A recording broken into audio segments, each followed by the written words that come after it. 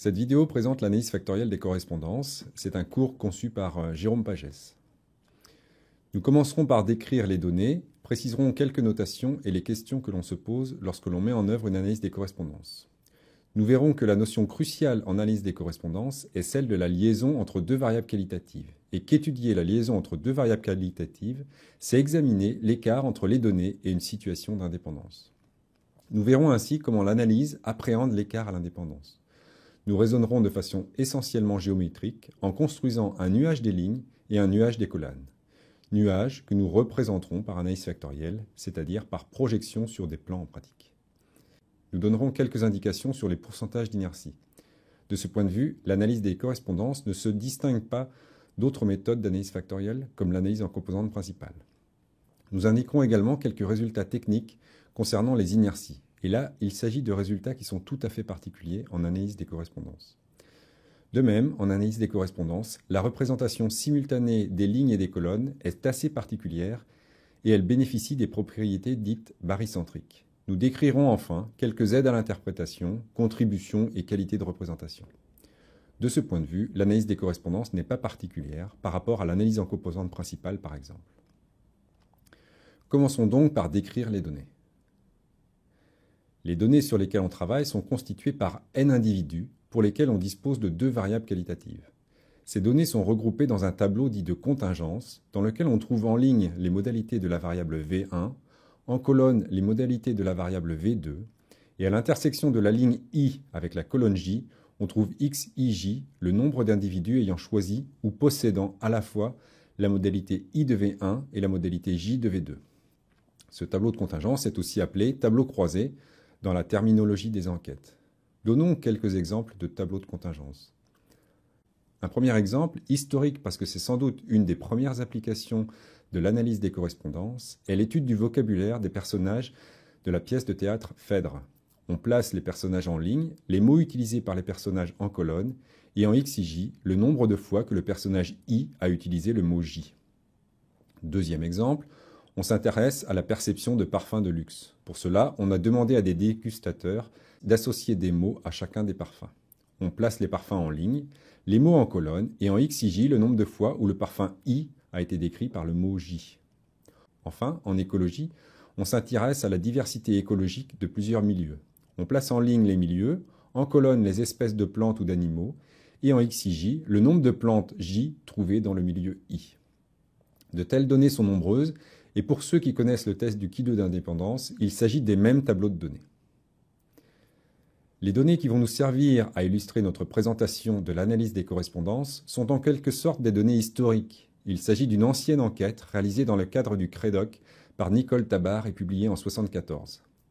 Voici une reproduction du tableau croisé tel qu'il a été publié par Nicole Tabar en 1974.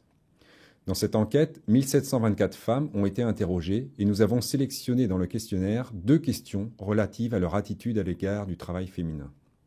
Première question, quelle est pour vous la famille idéale avec 3 modalités de réponse? Les 2 conjoints travaillent également, le mari a un métier plus absorbant que celui de sa femme et seul le mari travaille. Deuxième question, quelle est, toujours selon vous, l'activité qui convient le mieux à une mère de famille quand les enfants vont à l'école? Ici encore, 3 modalités de réponse. Rester au foyer, travailler à mi-temps et travailler à plein temps. Alors, ce tableau croisé a été complété par ce que l'on appelle les marges. Ici, on a ce qu'on appelle la marge colonne. Marge colonne parce qu'elle se présente comme une colonne. Mais chacun de ces termes, par exemple 261, est une somme qui est faite en ligne. 261 est bien la somme de 13 plus 142 plus 106. Il y a aussi une marge ligne. Cette marge ligne s'appelle marge ligne parce qu'elle se présente comme une ligne, mais pour l'obtenir, on fait la somme des termes en colonne. Ainsi, 284 est bien la somme de 13 plus 30 plus 241. Si l'on regarde les résultats bruts, on s'aperçoit qu'il y a 261 personnes qui ont choisi pour la première question, les 2 conjoints travaillent également, mais 908 qui ont choisi seul le mari travaille. On peut dire que, à l'aune de cette question, à cette époque-là, une majorité des femmes étaient hostiles au travail féminin. Regardons maintenant les résultats à la deuxième question. Travailler à mi-temps a obtenu 1123 suffrages. C'est donc une réponse largement majoritaire. Si l'on regarde cette question, on peut avoir l'impression qu'à cette époque-là, les femmes étaient favorables au travail féminin. pas un travail à temps plein certes, mais favorable tout de même. Ces deux questions semblent donc apporter des réponses un peu contradictoires. Donc se pose la question suivante, mais quel lien y a-t-il entre ces deux questions? Un tableau de contingence est généralement obtenu à partir du croisement de deux variables. Donc initialement, les données sur lesquelles on travaille sont constituées par n individus pour lesquels on dispose de deux variables qualitatives. Dans le tableau de données que l'on voit ici, l'individu L possède la modalité I de la variable V1 et la modalité J de la variable V2. On construit alors un tableau de contingence ou tableau croisé en mettant en regard les modalités de la première variable V1, en ligne par exemple, et les modalités de la seconde variable V2, ici en colonne. À l'intersection de la ligne I et de la colonne J, on trouve XIJ, le nombre de personnes ayant choisi ou possédant la modalité I de V1 et la modalité J de V2. Si l'on calcule la somme de tous les termes de ce tableau, on trouve n. Ce tableau contient donc la distribution des n individus. Dans notre cas, ce sont les n personnes qui ont été interrogées dans les I croix J cases du tableau. À partir de ce tableau de contingence, on va calculer le tableau de probabilité correspondant. Et l'analyse des correspondances va en fait travailler sur le tableau des probabilités. Pour obtenir une probabilité, par exemple FIJ, on divise simplement l'effectif XIJ par l'effectif total n. On obtient bien ainsi la probabilité conjointe de posséder à la fois la modalité I de V1 et la modalité J de V2. C'est ce terme que l'on met dans le tableau. Quand on fait la somme de tous ces termes, on obtient 1, ce qui est bien la marque d'une distribution de probabilité. Ce tableau va être complété par sa marge colonne. On va noter FI point, la somme des termes de la ligne I. De même, on va compléter ce tableau par une marge ligne dont le terme général F.J est obtenu en faisant la somme des termes de la colonne J. Notre problème est de regarder la liaison entre V1 et V2, c'est-à-dire l'écart entre les données observées et une situation d'indépendance. Donnons quelques précisions sur l'indépendance entre deux variables qualitatives et comment l'analyse des correspondances appréhende l'écart à l'indépendance.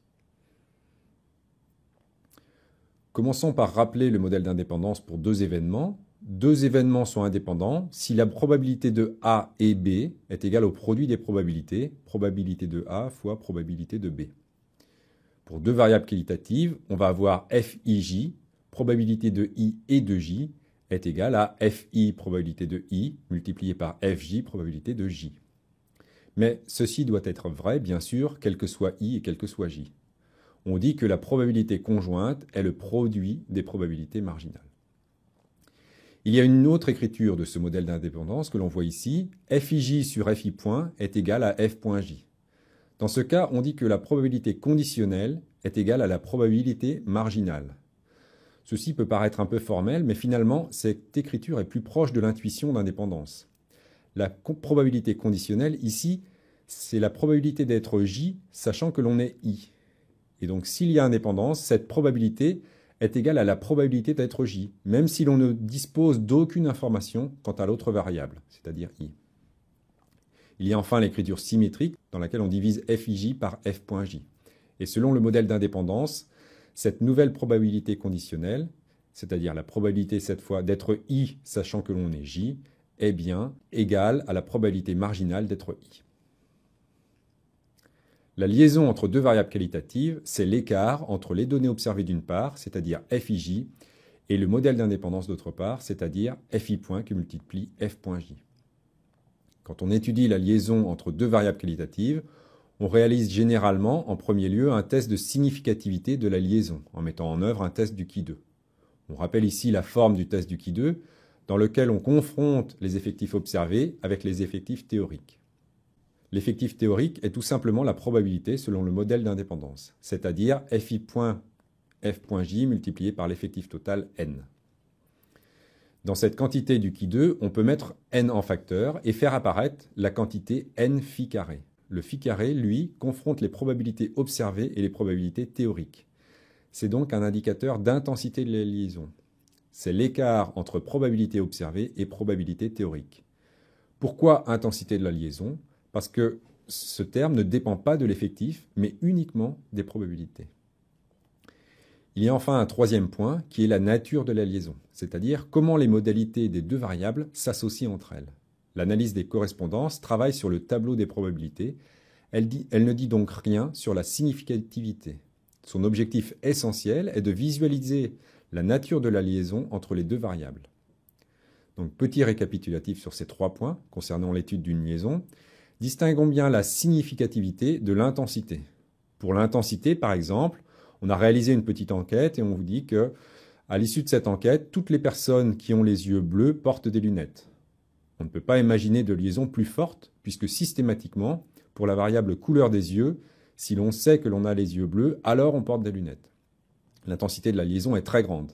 Mais maintenant, si je vous dis, en fait, cette enquête a porté sur 4 personnes, alors, évidemment, on imagine bien, sans même réaliser le test du Qui2, que ceci n'est pas significatif. Comment l'analyse des correspondances appréhende-t-elle l'écart à l'indépendance? On va d'abord adopter le point de vue d'une analyse par ligne. Dans cette analyse, on se réfère au modèle d'indépendance suivant. La probabilité conditionnelle sachant I est égale à la probabilité marginale. Pour cela, dans le tableau, on va diviser chaque élément d'une ligne par sa marge. On obtient ainsi ce qu'on appelle un profil ligne I, qui n'est rien d'autre qu'une distribution conditionnelle. Dans cette ligne, on a la distribution des réponses pour la variable V2, sachant que l'on possède la modalité I de la variable V1. Ce profil ligne, on va le comparer au profil ligne moyen, qui est donc la distribution marginale de la variable V2. Alors, pour comparer la distribution conditionnelle à la distribution marginale, l'analyse des correspondances va comparer les profils lignes au profil moyen. Il s'agit bien d'une approche multidimensionnelle de l'écart à l'indépendance, parce que l'on considère simultanément l'ensemble des profils. Donc la question, c'est bien de comparer la probabilité conditionnelle Fij sur Fi point et la probabilité marginale F.J, mais ceci pour l'ensemble des J. Tout ceci est un peu formel, illustrons dans l'exemple ce que signifie comparer un profil au profil moyen. Construisons pour chaque profil ligne un graphe en barres empilé afin de visualiser les profils. Examinons la ligne « Seul le mari travaille ». Il s'agit de la distribution des réponses à la question « Activité » concernant une mère de famille pour les femmes qui ont déjà répondu « Seul le mari travaille ». Plus concrètement, parmi les femmes qui ont répondu « Seul le mari travaille », 26,54% ont répondu « Rester au foyer ». Alors pour apprécier ce pourcentage, il faut le comparer à celui correspondant dans la population totale, qui est 16,47%. Donc ce pourcentage est plus important. Ainsi, la comparaison du profil ligne « Seul le mari travaille » au profil moyen correspond à la question suivante. Les femmes qui ont répondu « Seul le mari travaille » répondent-elles de façon particulière à la question sur l'activité d'une mère de famille? Nous allons maintenant étudier ce même tableau, mais en procédant par colonne. Alors, lorsqu'on réalise une analyse par colonne, on se réfère au modèle d'indépendance suivant. Fij sur F.J égale Fi point. Précisons, on construit le tableau suivant des profils colonnes. Examinons la colonne J. Fij sur F.J, c'est la probabilité conditionnelle de répondre I, sachant qu'on en a déjà répondu J. La somme des termes de cette colonne vaut 1. Il s'agit bien d'une distribution de probabilité. De même que l'on a construit le profil colonne J, on va construire le profil colonne moyen. Ce profil colonne moyen a pour terme général Fi point, qui est la probabilité de répondre I. L'idée de l'analyse des correspondances est de comparer les profils colonnes aux profils moyens. Il s'agit là encore d'une approche multidimensionnelle de l'écart à l'indépendance, multidimensionnelle parce que l'on va considérer dans l'ensemble tous les termes d'une colonne que l'on va comparer à tous les termes correspondants de la colonne du profil moyen. Examinons dans l'exemple ce que signifie comparer un profil colonne au profil moyen. Donc, construisons pour chaque profil colonne un graphe en barres empilé afin de visualiser les profils. Examinons par exemple la colonne travailler à mi-temps. 12,64 est le pourcentage de femmes ayant répondu les 2 conjoints travaillent également, parmi celles qui ont répondu travailler à mi-temps. Ce pourcentage doit être comparé au pourcentage correspondant dans la population totale, qui est de 15,14%. La différence n'est pas très importante, donc quand on compare ce profil colonne au profil moyen, on répond à la question suivante. Les femmes qui ont répondu travailler à mi-temps répondent-elles de façon particulière à la question sur la famille idéale? Nous avons vu que l'analyse des correspondances allait travailler à partir du modèle d'indépendance. Pour présenter l'analyse des correspondances, nous allons maintenant raisonner essentiellement géométriquement et construire 2 nuages de points. Tout d'abord, nous allons construire le nuage de profil ligne. Un profil ligne est un ensemble de grands J valeurs numériques, c'est donc un point dans l'espace à grand J dimensions que l'on note RJ. Chaque dimension de cet espace correspond à une modalité J de la variable V2. Ainsi, sur la dimension J, le profil ligne I a comme coordonnée FIJ sur FI point, c'est-à-dire le Jm terme de son profil. Si l'on considère l'ensemble des profils lignes I, on obtient le nuage des profils lignes, ce que l'on note NI. Dans ce nuage, on peut situer ce que l'on a appelé le profil moyen, qui a comme coordonnée pour la Jm dimension F.J.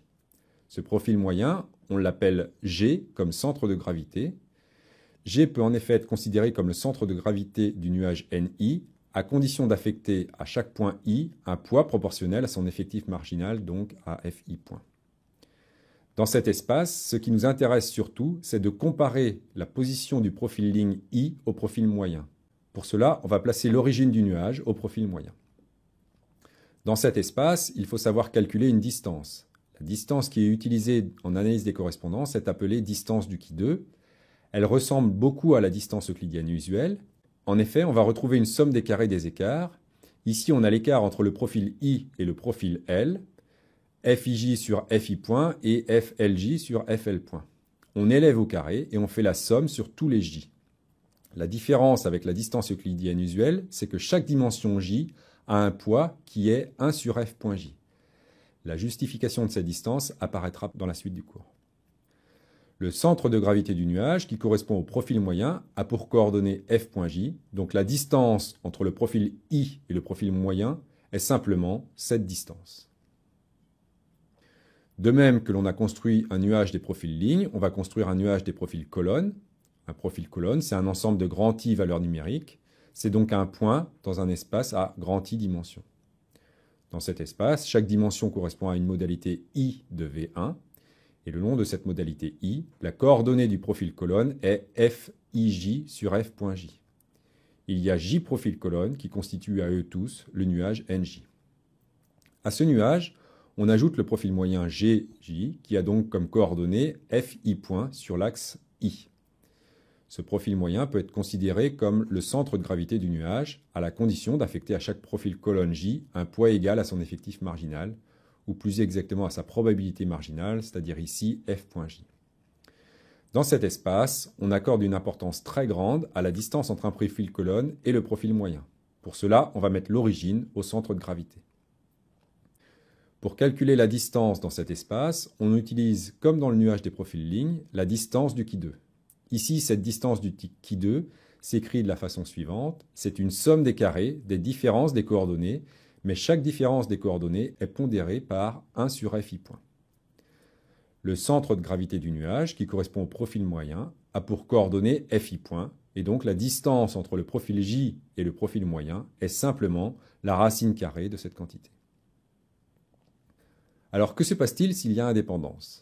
S'il y a indépendance, la probabilité conditionnelle est égale à la probabilité marginale, c'est-à-dire que dans chacun des nuages, tous les profils sont confondus avec le profil moyen.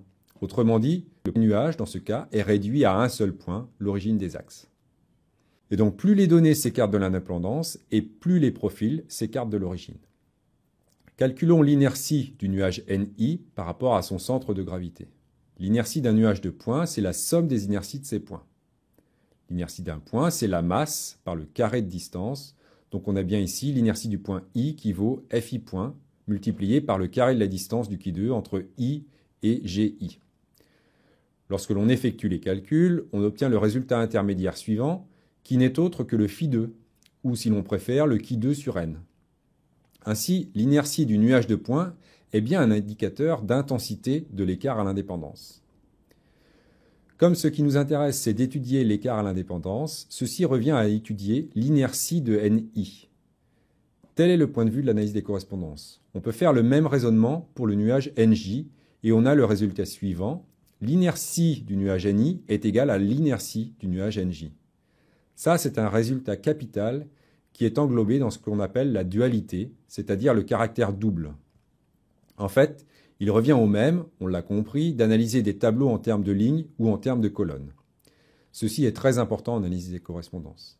On s'aperçoit que, en analyse des correspondances, lignes et colonnes jouent des rôles parfaitement symétriques. C'est là une propriété très importante qui la distingue d'autres méthodes comme l'analyse en composantes principales par exemple. Nous avons traduit notre question initiale qui est celle de la liaison entre deux variables qualitatives comme d'abord un écart à l'indépendance. Cet écart à la situation d'indépendance s'interprète géométriquement comme une inertie du nuage NI par rapport à l'origine des axes. Pour étudier cette inertie, comment procède l'analyse des correspondances? Elle décompose cette inertie par analyse factorielle. Ce qu'on appelle ici analyse factorielle, c'est le dénominateur commun à toutes les méthodes dites factorielles, à savoir l'analyse en composantes principales, l'analyse des correspondances bien sûr, l'analyse des correspondances multiples enfin. Et donc l'analyse factorielle procède de la façon suivante, elle projette un nuage de points sur une suite d'axes orthogonaux d'inertie maximum. Quand on a une suite d'axes, on peut apparier les axes et constituer ainsi des plans. Examinons comment on va trouver le premier plan. Alors la meilleure représentation plane du nuage NI s'obtient, comme on l'a dit, par projection, donc sur un plan P. On a ici le point MI qui correspond au profil de I. Ce point MI est projeté sur le plan en HI. En fait, ce que l'utilisateur regarde, ce sont les points HI, et il espère que le point HI n'est pas trop différent du point MI pour pouvoir conclure. Quel est le critère qu'on utilise pour trouver le plan P? Ce que l'on cherche à bien représenter, rappelons-le, c'est l'inertie du nuage NI. Et ce que l'on cherche à maximiser, c'est l'inertie projetée. Examinons cette relation. On reconnaît ici l'inertie projetée du point I, c'est-à-dire la masse du point I, FI point, par le carré de sa distance à l'origine. En intégrant le signe somme, on a bien l'inertie projetée du nuage NI. Donc la question est de trouver le plan P qui rend maximum l'inertie projetée. On dit que l'on a un plan d'inertie maximum. Alors pour trouver ce plan, on va d'abord chercher un axe U1 d'inertie maximum, puis un second axe U2 d'inertie maximum avec la contrainte que U2 doit être orthogonal à U1. On a donc apparié U1 et U2 pour avoir le plan P. L'inertie d'un axe, S, sera notée lambda S, lambda parce qu'il s'agit d'une valeur propre, S parce qu'il s'agit de la valeur propre de rang S, les valeurs propres étant rangées par ordre décroissant. Voici le graphique fourni par l'analyse des correspondances quand on l'applique à notre petit tableau de données. On a donc un graphique, plan, sur lequel se trouvent et les lignes et les colonnes. Pour les lignes, ce sont les points en bleu, seul le mari travaille, le mari a un travail plus absorbant que sa femme, les deux conjoints travaillent également. Pour les colonnes, on a les points rouges, rester au foyer, travailler à mi-temps, travailler à plein temps. Quelles sont les règles d'interprétation? Un point sur lequel nous avons beaucoup insisté, c'est la distance au centre de gravité. Examinons par exemple le point travailler à mi-temps. Il est très proche du centre de gravité. Regardons le profil de travailler à mi-temps, 12%, 33% et 51%. Et ce profil, comparons-le maintenant au profil moyen. On voit qu'il est très proche, 12% contre 15%, 36% contre 32%, 51% contre 52%. On voit bien que le profil travaillé à mi-temps est très proche du profil moyen, ce qui se concrétise par une proximité entre le point correspondant et l'origine. Si maintenant on choisit un autre point, par exemple travailler à plein temps, eh bien travailler à plein temps est assez loin de l'origine, ce qui veut dire que le profil de travailler à plein temps est différent du profil moyen. Donc, examinons le profil de travailler à plein temps. Les femmes qui ont répondu travailler à plein temps, comment répondent-elles à la première question? 33% d'entre elles ont choisi les deux conjoints travaillent également, alors que dans la population globale, elles ne sont que 15% à avoir choisi cette modalité. Les deux conjoints travaillent également. De même, si on regarde seul le mari travaille, elles ne sont que 29% à avoir choisi seul le mari travaille, toujours parmi celles qui ont répondu travailler à plein temps, alors que dans la population totale, elles sont 52%. Donc un point important pour l'utilisateur est de nommer un axe. Alors comment nommer un axe ici? Considérons les éléments d'un ensemble, par exemple les points rouges. Ces points rouges s'ordonnent depuis rester au foyer, travailler à mi-temps, travailler à plein temps, depuis la modalité la plus défavorable au travail féminin jusqu'à la modalité la plus favorable. Maintenant, si l'on regarde les points bleus, c'est-à-dire les lignes, eh bien, on a aussi un ordre depuis la modalité la plus défavorable au travail jusqu'à la modalité la plus favorable au travail féminin. On peut dire que cet axe représente l'attitude à l'égard du travail féminin, depuis l'attitude la plus négative, rester au foyer et seul le mari travaille, jusqu'aux attitudes les plus positives, les deux conjoints travaillent également et travailler à plein temps. On s'aperçoit que l'interprétation de l'axe est intrinsèquement la même entre les lignes et les colonnes. Ça, c'est un résultat concret de ce que nous avons déjà appelé la dualité. On étudie le même tableau au travers des lignes et au travers des colonnes, mais c'est bien le même tableau que l'on analyse. Le tableau des données confronté à ce que l'on obtient si on en avait exactement l'indépendance. Nous avons vu comment construire le nuage des lignes et le nuage des colonnes et comment projeter les nuages des lignes et le nuage des colonnes pour obtenir des représentations graphiques. Maintenant, en analyse des correspondances, comme dans toute analyse factorielle, les premiers indicateurs que l'on regarde sont les pourcentages d'inertie. Nous allons voir aussi dans cette section qu'en analyse des correspondances, les inerties sont également très particulières. Commençons par commenter les pourcentages d'inertie. Comme dans toute analyse factorielle, les pourcentages d'inertie sont les premiers indicateurs que l'on regarde. La question posée est la suivante. On a une représentation du nuage. Quelle est la qualité de cette représentation ? De façon générale, la qualité de représentation est mesurée par le rapport inertie projetée sur inertie totale. Généralement, ce rapport est multiplié par 100 pour l'exprimer en pourcentage.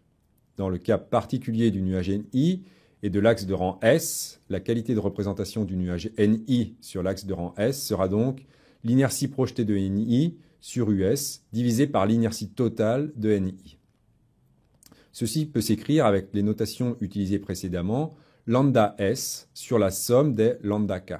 Généralement, ceci, comme il a été dit, est exprimé en pourcentage. Examinons les pourcentages d'inertie de l'exemple. On voit que pour le premier axe, le pourcentage d'inertie est de 86%, ce qui est très important. On pourra donc dire que le premier axe représente 86% de l'écart à l'indépendance. On pourra considérer ce pourcentage comme grand et dire que le premier axe résume bien l'écart à l'indépendance. Et donc, on pourra se limiter à cet axe dans l'interprétation. En propriété, les inerties projetées, c'est-à-dire les valeurs propres, s'additionnent d'un axe à l'autre. Ceci tient au fait que les axes sont orthogonaux. Donc la somme de toutes les valeurs propres, de toutes les inerties projetées, si on préfère, est égale à l'inertie totale du nuage NI, ce qui est vrai pour toutes les analyses factorielles. Dans le cas particulier de l'analyse des correspondances, cette inertie totale est égale au phi 2. On peut faire un petit calcul dans le cas de l'analyse des correspondances sur notre jeu de données exemple. On multiplie une inertie totale de 0,135 par n, la somme du tableau qui vaut 1724, et on tombe sur un chi 2 qui vaut 233. Compte tenu du nombre de degrés de liberté, la probabilité critique est de 10 puissance moins 49, donc extrêmement petite. La significativité de la liaison entre nos deux variables est bien entendu hors de doute dans cet exemple. À ces deux premiers points, concernant les pourcentages d'inertie, s'en ajoute un troisième, la décroissance des inerties en fonction du rang S des axes, suggère le nombre d'axes à conserver. Nous montrons ici la décroissance des valeurs propres d'une AFC effectuée sur un tableau de contingence croisant 10 vins blancs du Val-de-Loire décrits par 30 mots. Les 10 vins blancs du Val-de-Loire sont en ligne, les mots sont en colonne et XIJ est le nombre de fois que le mot J a été associé au vin I. Quand on regarde la séquence des valeurs propres, avec un diagramme en barre, on observe que les deux premières valeurs propres sont sensiblement plus grandes que les suivantes. Les deux premiers axes sont donc prépondérants du point de vue de l'inertie, ce qui suggère d'interpréter de façon privilégiée le plan constitué par ces deux premiers axes. En analyse des correspondances, il convient de bien distinguer les inerties des pourcentages d'inertie, car les inerties sont très particulières. Elles constituent une composante du phi 2, qui est cet indicateur de liaison globale entre deux variables mises en correspondance. En analyse des correspondances, le résultat théorique suivant est très important. Les valeurs propres sont toujours comprises entre 0 et 1. Rappelons qu'en analyse en composante principale, quand les variables sont normées, il en va différemment, puisque la première valeur propre, elle, est automatiquement supérieure ou égale à 1. Que signifie en analyse des correspondances une valeur propre égale à 1 ? Ce cas limite est tout à fait intéressant. Et à quelle structure correspond-il ? Eh bien, voici la structure à laquelle il correspond. On peut séparer les lignes en deux blocs I1 et I2. Les colonnes peuvent être aussi séparées en deux blocs J1 et J2. Et cette double partition est le lieu d'une association exclusive, c'est-à-dire que les lignes du bloc I1 s'associent uniquement à J1 et absolument pas à J2, et les lignes du bloc I2 s'associent exclusivement à J2 et absolument pas à J1. C'est bien la marque d'une liaison très forte, puisque l'on a une association exclusive entre les modalités d'une variable et les modalités de l'autre. Du point de vue graphique, on va obtenir le graphique suivant. L'axe, correspondant à une valeur propre égale à 1, oppose parfaitement le bloc I1 et I2, c'est-à-dire qu'à l'intérieur de I1, on ne fait aucune distinction, et il oppose parfaitement J1 et J2. À l'intérieur de J1, on ne fait aucune distinction. Ces inerties qui sont très particulières, on va les regarder sur un autre jeu de données. Il s'agit de données concernant la reconnaissance de 3 saveurs, le sucré, l'acide, l'amer. Le plan d'expérience est le suivant. Pour chaque saveur, on a demandé à 10 personnes de reconnaître la saveur d'une solution qui leur était présentée. Voici le petit tableau de données. Lisons-le par ligne. La solution sucrée a été perçue 10 fois comme sucrée et jamais comme acide, jamais comme amère. La solution acide n'a jamais été perçue comme sucrée, par contre elle a été perçue 9 fois comme acide et 1 fois comme amère. Lorsqu'on réalise l'analyse des correspondances de ce tableau, on obtient une première valeur propre de 1, qui est la marque de la structure bloc diagonal que nous avons déjà citée. Effectivement, reportons-nous au tableau. Quand on regarde la première ligne et la première colonne, on a bien le sucré, qui est perçu uniquement comme sucré, et la perception sucrée, là je m'intéresse à la colonne, n'est associée qu'au sucré. On a donc une valeur propre de 1. Le graphique correspondant oppose donc parfaitement d'un côté sucré et perçu sucré, ces deux points sont confondus, à de l'autre côté amer, perçu amer, acide et perçu acide, qui sont parfaitement confondus. Examinons maintenant le deuxième axe de cette analyse des correspondances. Ce deuxième axe oppose d'un côté amer et perçu amer, à de l'autre acide et perçu acide.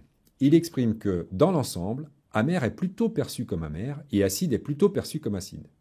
C'est bien ce qui se passe. Néanmoins, quand on regarde sur le tableau, il y a une confusion. Acide n'est pas toujours perçu comme acide, amer n'est pas toujours perçu comme amer.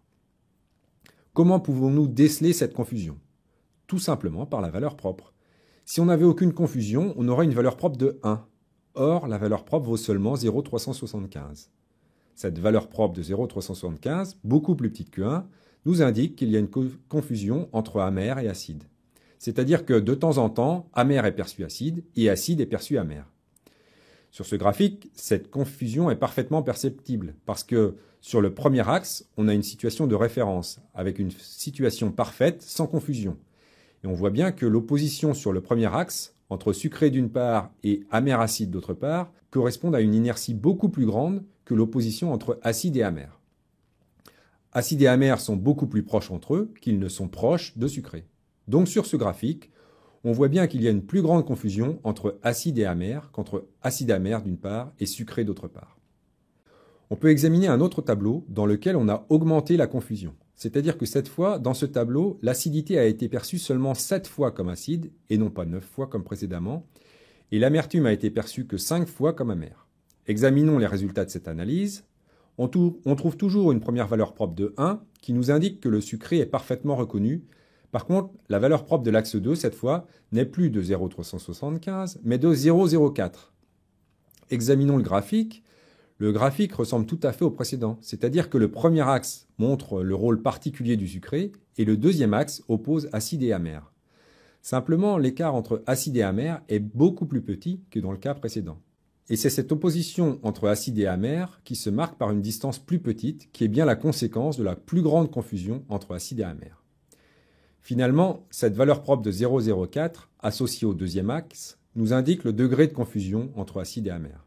Et dans le cas extrême où on n'aurait aucune confusion, avec un tableau diagonal, on aurait deux valeurs propres égales à 1. Quel bilan pouvons-nous tirer de ces deux exemples? On s'aperçoit que, dans chacun des exemples, le deuxième axe est toujours le même. Il oppose d'une part amer et perçu amer, à d'autre part acide et perçu acide. On peut dire que dans ces deux cas, le deuxième axe est pratiquement le même. Il a la même signification. Il indique simplement que amer est globalement plutôt perçu amer et acide est globalement plutôt perçu acide. Maintenant, d'un exemple à l'autre, ce globalement n'a pas du tout la même force, puisque dans le premier cas, on peut dire que la reconnaissance est bonne. Dans le deuxième cas, elle est plutôt médiocre. Cela nous montre que le graphique nous indique l'opposition entre acide et amer, mais il ne nous dit rien quant à la force de cette opposition. C'est la valeur propre qui va nous dire si cette opposition est très forte ou pas. Si elle vaut 1, cette opposition est tout à fait drastique, si on peut dire. C'est-à-dire qu'elle est le lieu d'une association exclusive. Si par contre cette valeur propre est assez faible, c'est le cas du deuxième exemple, dans lequel cette valeur propre valait 0,04, eh bien dans ce cas-là, on a à peine une petite reconnaissance majoritaire, puisque l'amer n'est reconnu que dans la moitié des cas, et l'acide dans 7 cas sur 10. Cela signifie qu'il faut toujours commencer par regarder les valeurs propres en analyse des correspondances, car ces valeurs propres nous indiquent si les associations que l'on va mettre en évidence sont très nettes ou sont peu nettes dans les données. Le graphique ne dit rien à ce sujet, puisqu'il ne parle pas d'intensité de liaison, mais nous indique simplement la nature de la liaison. Ici, la nature de la liaison, c'est acide s'associe plutôt à perçu acide et amer s'associe plutôt à perçu amer. Revenons aux données sur le travail féminin. Nous avons déjà commenté le premier pourcentage d'inertie de 86% en disant qu'il était important et qu'il nous incitait à conserver uniquement le premier axe dans l'interprétation. L'inertie elle-même est de 0,117, ce qui peut être considéré comme faible, puisque très sensiblement inférieur à 1. Cette valeur 1 correspondant quant à elle à une association exclusive entre modalités, par exemple entre rester au foyer et seul le mari de travail. On est donc très loin de cette association exclusive. Effectivement, parmi les femmes qui ont répondu seul le mari de travail, un grand nombre a répondu autre chose que rester au foyer. Si l'on regarde maintenant la somme de ces inerties, comme on sait qu'en analyse des correspondances, cette somme correspond au phi2, cette somme vaudrait au maximum 2, si chacune des inerties valait 1. On est donc ici encore, bien entendu, très loin du maximum. Dans ce tableau, on peut dire que l'on est très très loin d'une association exclusive entre les modalités des deux variables. Alors revenons maintenant sur l'interprétation du graphe de l'AFC afin d'introduire une caractéristique essentielle en analyse des correspondances. Pour l'instant, nous avons commenté le graphe en considérant d'une part les lignes et d'autre part les colonnes. L'analyse des correspondances permet une représentation simultanée des lignes et des colonnes. Dans son principe, cette représentation simultanée est possible car lignes et colonnes sont des éléments de même nature. Il s'agit de modalités de variables qualitatives. La représentation simultanée des lignes et des colonnes fonctionne en analyse des correspondances grâce à des relations qu'on appelle relations de transition ou encore propriétés barycentriques. Voici ici cette relation de transition concernant l'axe de rang S. Précisons les différents termes de cette relation. F, S, I est la coordonnée de la ligne I le long de l'axe de rang S. G, S, J est la coordonnée de la colonne J le long de l'axe de rang S. Donc on voit que l'on sait relier les coordonnées des lignes aux coordonnées des colonnes. Plus précisément, comme il y a un signe somme sur les J, on sait exprimer la coordonnée d'une ligne par rapport aux coordonnées de toutes les colonnes. FIJ sur FI point, c'est le jème terme du profil. Donc on est en train de faire une somme sur les J, donc une somme sur toutes les colonnes, des coordonnées des colonnes pondérées par les éléments du profil I. Donc on fait en quelque sorte une moyenne des coordonnées des colonnes, et dans cette moyenne, une colonne J intervient d'autant plus qu'elle a une forte probabilité conditionnelle pour le profil I. Une fois qu'on a calculé ces centres de gravité, ces barycentres si on veut, on les dilate, puisque le coefficient 1 sur racine de lambda S est par construction plus grand que 1. On peut formuler cette relation de transition de la façon suivante. La ligne I est au barycentre de toutes les colonnes, chaque colonne étant affectée du poids FIJ sur FI point, qui est le jème terme du profil ligne I. Cette propriété barycentrique, concrètement, on va la traduire ainsi de façon simplifiée. Une ligne est du côté des colonnes auxquelles elle s'associe le plus. C'est-à-dire que si FIJ sur FI point est très grand, alors GSJ compte beaucoup dans le calcul de la coordonnée de I. En analyse des correspondances, lignes et colonnes jouent des rôles symétriques, donc si on permute les rôles joués par les lignes et les colonnes, on obtient la seconde propriété barycentrique. Concrètement, une colonne est du côté des lignes auxquelles elle s'associe le plus. Cette double propriété barycentrique, une ligne est du côté des colonnes auxquelles elle s'associe le plus et une colonne est du côté des lignes auxquelles elle s'associe le plus, cette double propriété barycentrique donc permet une utilisation de la représentation simultanée et c'est ce qui en fait sa richesse. Appliquons maintenant ces propriétés barycentriques à un jeu de données que nous avons déjà utilisé, celui de la reconnaissance des saveurs fondamentales. Nous considérons ici deux réalisations du jeu de données, l'un dans lequel il y a peu de confusion entre acide et amer, puisqu'on a 3 plus 1 égale 4 confusions sur 20 données, et un autre cas dans lequel il y a plus de confusion, 5 plus 3 égale 8 confusions, c'est-à-dire 40% de confusion, 20% de confusion à gauche, 40% à droite. Les résultats de l'analyse des correspondances de ces deux tableaux, on les a déjà commentés. La première valeur propre vaut 1, c'est la conséquence de l'association exclusive entre sucré et perçu sucré. Alors, quelles conséquences sur les propriétés barycentriques? Rappelons la propriété barycentrique. Si lambda S vaut 1, cela veut dire qu'une colonne va être à l'exact barycentre des lignes. Alors, prenons par exemple perçu sucré. Perçu sucré est rigoureusement confondu avec sucré, parce qu'il ne s'associe qu'avec sucré. De l'autre côté, on a sur le long du premier axe, amer, acide, perçu acide, qui ont exactement la même coordonnée. perçu amer est donc bien à l'exact barycentre de sucré, amer et acide, puisqu'il ne s'associe jamais avec sucré. Examinons maintenant le deuxième axe. Le deuxième axe met en évidence une association privilégiée entre amer et perçu amer d'une part, et acide et perçu acide d'autre part, et cela dans les deux cas. La disposition relative de ces 4 points est rigoureusement identique entre la situation de gauche et la situation de droite, ce qui nous montre que cette disposition relative des points nous donne des informations sur la nature de la liaison. Quelles sont les modalités qui s'associent entre elles, mais ne nous dit rien sur l'intensité de la liaison. Est-ce que cette association est forte, très forte, voire quasiment exclusive? Si l'on veut avoir des informations sur l'intensité de la liaison, alors il faut regarder les valeurs propres, qui sont relativement élevées dans un cas, 0,375, et très faibles dans l'autre, 0,042. La plus grande valeur propre indique qu'on a une liaison beaucoup plus forte. On est cependant loin d'une association exclusive, auquel cas on aurait une valeur propre de 1. Analysons maintenant de façon précise comment fonctionne la propriété barycentrique en effectuant un grossissement des coordonnées le long du deuxième axe, concernant les points acides et amers. Dans cette propriété barycentrique, on calcule d'abord le barycentre, et une fois qu'on a les barycentres, on les dilate avec le coefficient 1 sur racine de lambda s. Prenons comme exemple la construction du point perçu amer. Perçu amer dans un premier temps va être le barycentre des points acides et amers avec les coefficients 1 et 7. Donc si l'on calcule le barycentre d'acide et amer avec les coefficients 1 huitième et 7 huitièmes, on tombe sur le point rouge, qui est beaucoup plus proche du point amer que du point acide. Effectuons maintenant le même calcul dans le cas de droite. On va calculer le barycentre entre acide et amer avec cette fois les coefficients 3 et 5. On obtient un rond rouge qui est cette fois du côté d'amer, mais assez légèrement dans le rapport 3 et 5. On voit que si l'on regarde les barycentres, on a bien l'idée de l'intensité de la liaison. Que fait l'analyse des correspondances ensuite? Elle multiplie ces coordonnées par 1 sur racine de lambda s. Cette valeur 1 sur racine de lambda s est très différente d'un cas à l'autre, puisqu'elle vaut 1,6 dans le premier cas et 4,9 dans le second cas. Autrement dit, le nuage des barycentres va être beaucoup plus dilaté dans le cas de droite, lorsqu'on a une faible liaison, que lorsqu'on a une forte liaison. De cette façon, l'analyse des correspondances gomme l'effet de l'intensité de liaison pour ne garder que la nature de la liaison. On peut se demander pourquoi on fait ceci. La première raison évidente, c'est qu'on a exactement la même relation entre une ligne et l'ensemble des colonnes, et une colonne par rapport à l'ensemble des lignes. On a bien ici le rôle symétrique joué par les lignes et les colonnes. Une autre façon de voir les choses est de dire, si on regarde les barycentres, dans le cas de liaison faible, on va avoir beaucoup de mal à déceler des associations.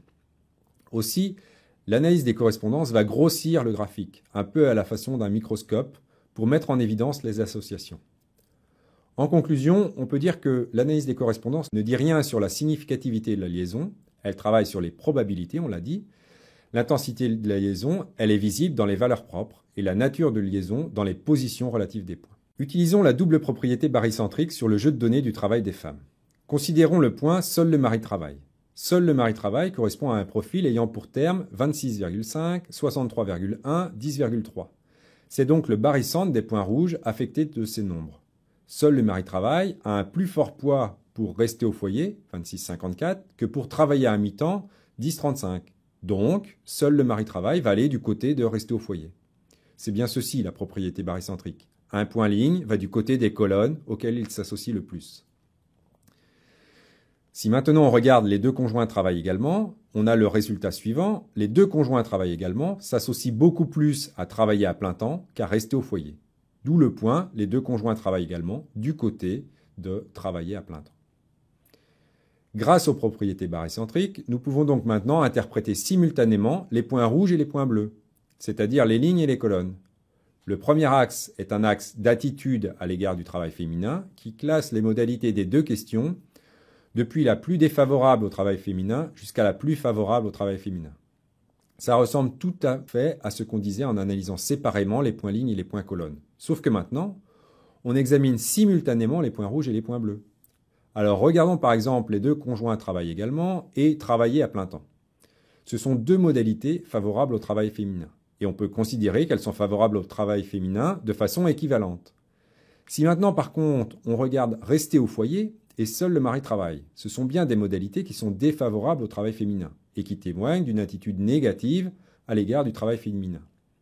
Mais le plan de l'analyse des correspondances nous suggère que rester au foyer témoigne d'une attitude plus défavorable à l'égard du travail féminin que seul le mari travaille, puisque sa coordonnée est plus extrême.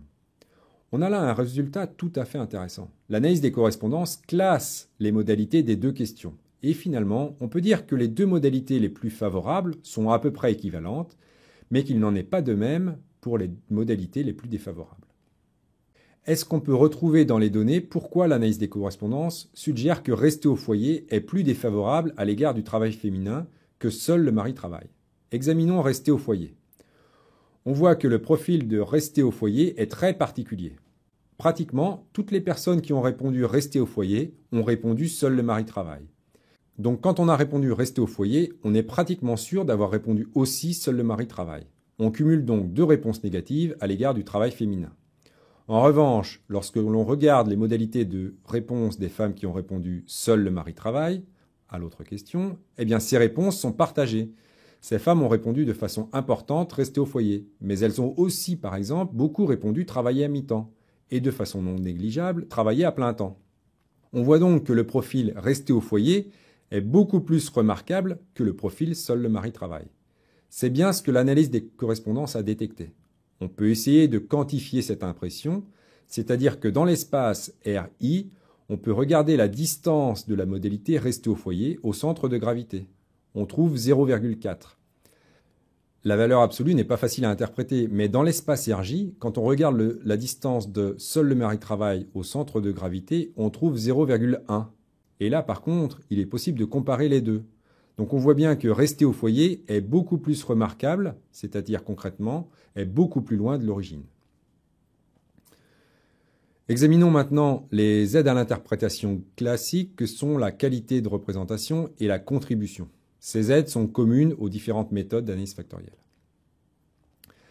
La qualité de représentation d'un point se mesure à partir du même indicateur que pour un nuage, c'est-à-dire l'inertie projetée du point divisée par l'inertie totale du point.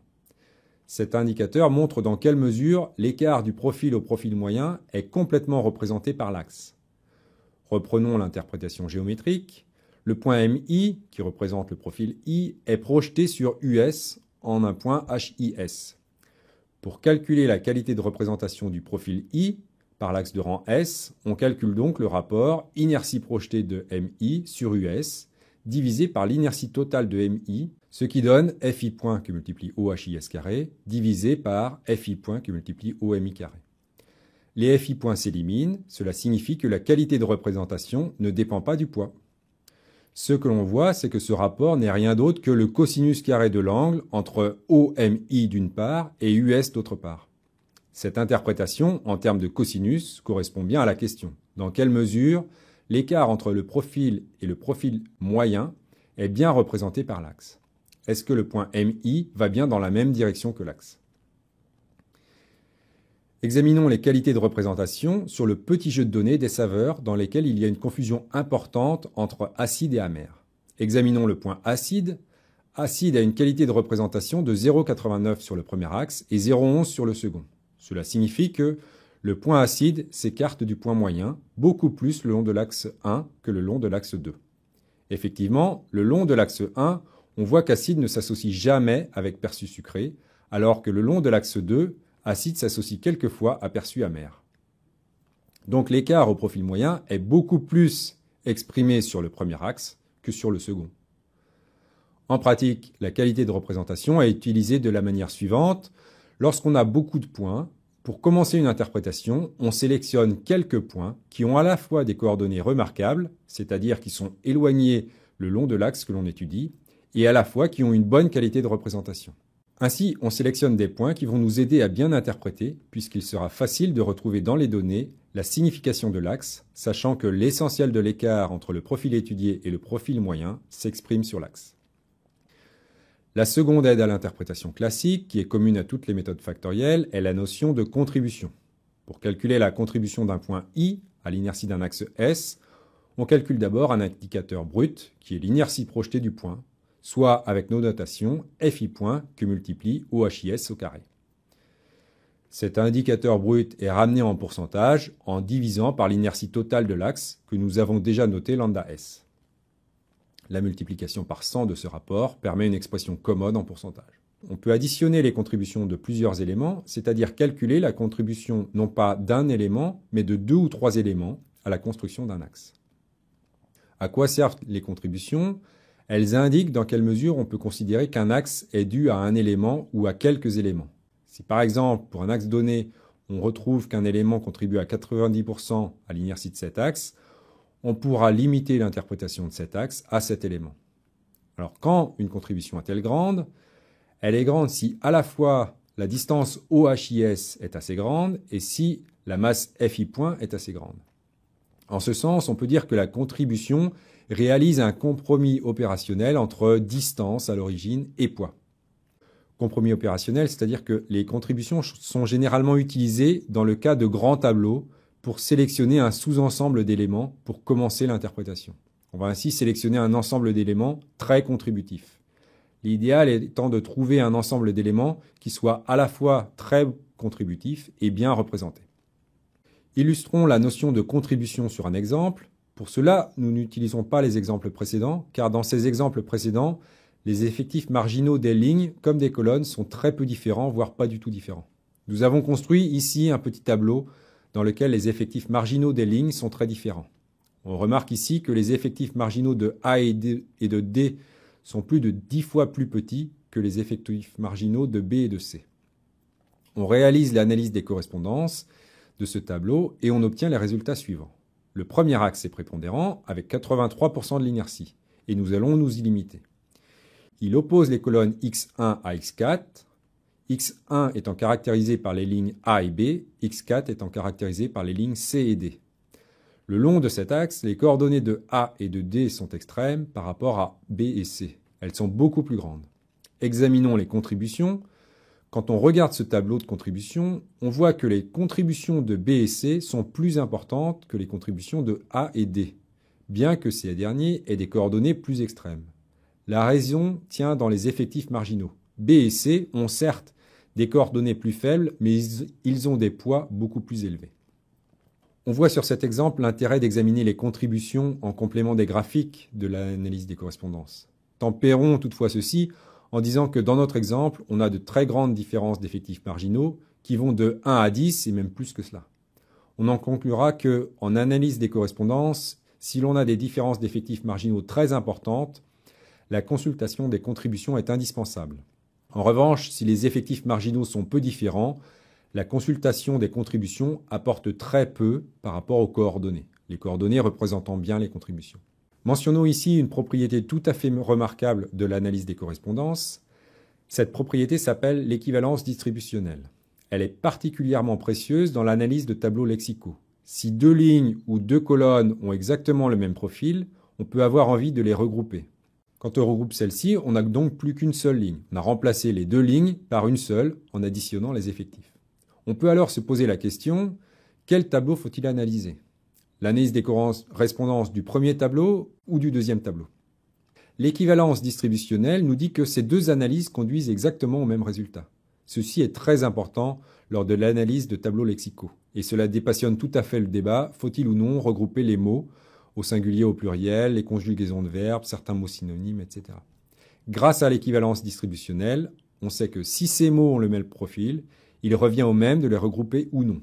Et bien entendu, s'ils n'ont pas le même profil, il ne faut pas les regrouper, car ils véhiculent des notions différentes. Terminons cet exposé par quelques considérations sur le nombre maximum d'axes d'inertie non nuls en analyse des correspondances. Prenons le point de vue du nuage des lignes comportant i points dans un espace à j dimensions. Comme il y a j dimensions, on peut penser dans un premier temps que l'on peut extraire j axes d'inertie non nuls. En fait, il n'en est rien, car ce que nous analysons, ce sont des profils. Les profils ont une particularité, c'est que la somme des coordonnées vaut 1. Le nuage est donc inclus dans un sous-espace de dimension j-1. Ainsi, le nombre maximum d'axes d'inertie non nuls est inférieur ou égal à j-1. Si on adopte maintenant le point de vue du nombre de points, il nous faut représenter i points. Si on a deux points, on peut les représenter par un seul axe. De façon plus générale, on saura parfaitement représenter à coup sûr i points avec au plus i-1 dimension. Finalement, le nombre maximum d'axes d'inertie non nuls en analyse des correspondances est inférieur au minimum des deux nombres suivants, le nombre de lignes -1 et le nombre de colonnes -1. Ainsi, dans l'exemple sur le travail féminin, comme nous avions un tableau avec 3 lignes et 3 colonnes, on était sûr, avec 2 axes, d'avoir un pourcentage d'inertie de 100%. Quelles conséquences pour le phi2, qui est égal à la somme des valeurs propres, sachant que ces valeurs propres sont toutes inférieures ou égales à 1. Le phi2 est nécessairement inférieur ou égal au nombre maximum d'axes d'inertie non nuls, c'est-à-dire le minimum des deux nombres suivants, i-1 et j-1. D'où l'idée de rapporter ce phi2 à sa valeur maximum. On obtient ainsi un indicateur qu'on appelle le V de Cramer, qui est un indicateur compris entre 0 et 1 et qui mesure l'intensité de la liaison entre les deux variables qualitatives. On a donc deux indicateurs d'intensité de liaison, le phi2 et le V de Cramer. Ils sont très proches. Le V de Cramer a l'avantage de varier entre 0 et 1. Alors calculons ce V de Cramer pour le travail féminin. On trouve 0,06, c'est une valeur faible, qui nous indique que l'on est très très loin d'une association exclusive entre modalités. Si l'on calcule maintenant ce même indicateur, le V de Cramer, sur les tableaux des trois saveurs, on trouve des valeurs de 0,69 et 0,52, considérablement plus élevées, ce qui signifie qu'on a une liaison assez étroite entre les deux variables.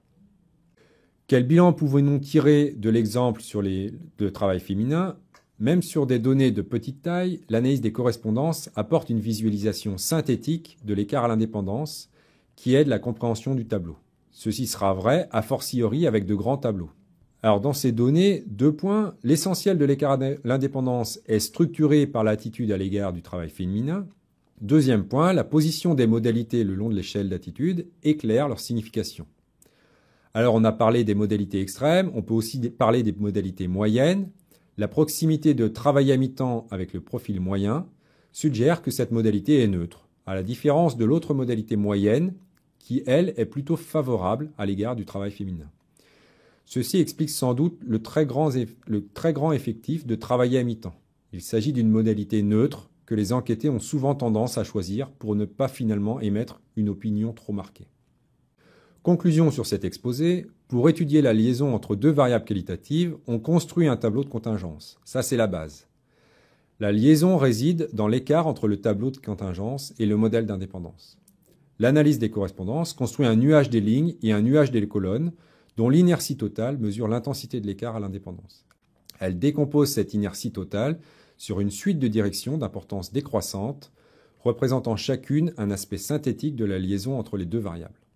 Enfin, l'AFC fournit une représentation simultanée des lignes et des colonnes, dans laquelle la position d'un point reflète sa participation à l'écart à l'indépendance. Pour aller plus loin, on consultera 2 livres présentant l'analyse des correspondances dans le même esprit que cette vidéo.